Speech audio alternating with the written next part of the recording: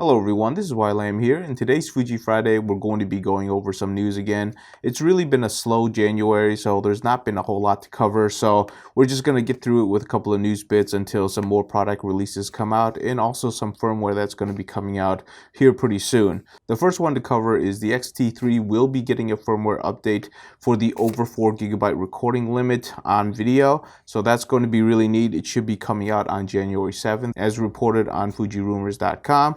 So that's going to be really great. I don't think I'm going to be doing a really long video on that one, maybe a super short one, because it doesn't really sound like there's going to be anything else coming out for that particular release. Although Fuji Rumors did say that there is going to be another major firmware update in the spring. So hopefully in the first quarter of this year, we're actually going to be getting some new features. That's really exciting to hear. It really shows that Fuji cares about their customers. They're always constantly releasing new firmware, giving us new features, and really giving us something to look forward to each and every year, and that's something that I can get super excited about. So I'm going to be looking forward to that. On a side note, the XH1 will also be getting a minor firmware fixing a small bug in which it sometimes takes pictures overexposed. This is not something that I have ran into myself, but I'm glad that they have a firmware update for that. Again, I don't think I'll be doing a very long video on that one because there really isn't that much to show for that particular firmware update. Now moving on to other news. This is something that I didn't know about. Apparently there's a podcast called Fujilove. This is something I didn't know about. They're already on episode 35. On episode 35, Billy was the guest and he talked a lot about Fuji. There was a couple of things that I was interested in. I just thought I'd share my opinions. One of them was the up-and-coming 33mm f1.0 lens, and specifically he was talking about it having autofocus. And this is something that we've been taking for granted for a while now, which is the autofocusing systems on all these cameras are so great. But when we start getting into really fast lenses, we're talking about the f-stop 1 areas, autofocus has always been very difficult for these lenses, and the fact that Fuji's actually taken on the mission of actually providing autofocus for an f1.0 lens is pretty interesting.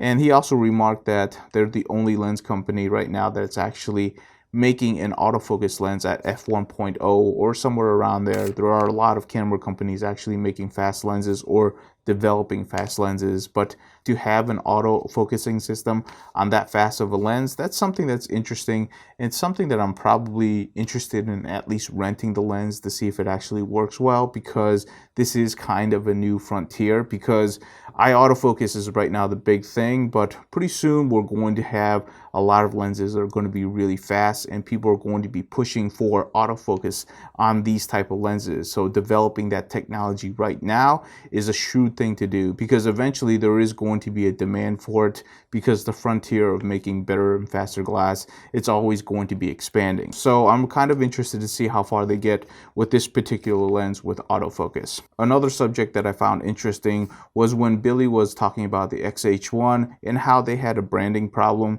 Pretty much he admitted that the XH1, when it was released, really didn't have an identity and it really didn't fit in any particular niche. I know that they wanted the XH1, which is what I'm recording on right now, to be the professional's camera for professional photographers, but there were kind of quirks to it that really made it not fit that category. The biggest one for me was the small battery size. You know, when you're talking about a professional camera, there should be no compromises to battery length, because you need that thing to last all day and you don't really want it to die on you or to have to switch out batteries.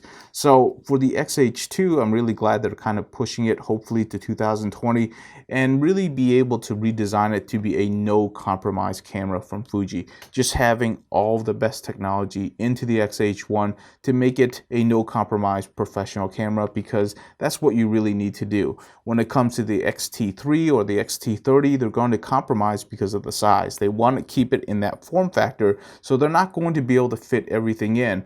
Whereas with the XH1, we know it's going to be a big camera anyways, so you should just really stuff the best features that you possibly can into that camera body, so that when a professional goes out and uses it, they're going to have the full capabilities and the full spectrum of technology that Fujifilms offer. That's what I would say for the XH2. I really want to see the best technology packed into the camera and really see a lot of firmware updates that can aggressively push new features into that platform so that the professionals can really get out there, use the best, latest and greatest, and then it gets pushed down to other cameras as we move along. Hopefully the branding for the X-H2 won't be that much of a problem. I really do like my X-H1, but I am looking forward to a spec update to the X-H2, and I'm still kind of borderline on whether or not I want to keep the X-H1 when the X-H2 comes up. So that's a decision that I'm going to have to consider, but I'm probably leaning towards keeping the X-H1 just because it has the minimum features that I want right now for a studio camera that I want to use for YouTube content. So that's all I have to talk about this week. It's been kind of light on the news, but February looks like there's going to be several things that's going to be coming out for Fujifilms. There's announcements, there's firmware, so there's definitely going to be other things to talk about when February rolls around. If you have any questions or comments, or if there's something specific that you want me to cover for Fuji cameras, please let me know, as I'm always looking for different types of content for Fuji Fridays. But that's all I have. Until next time, I will see you in the next video.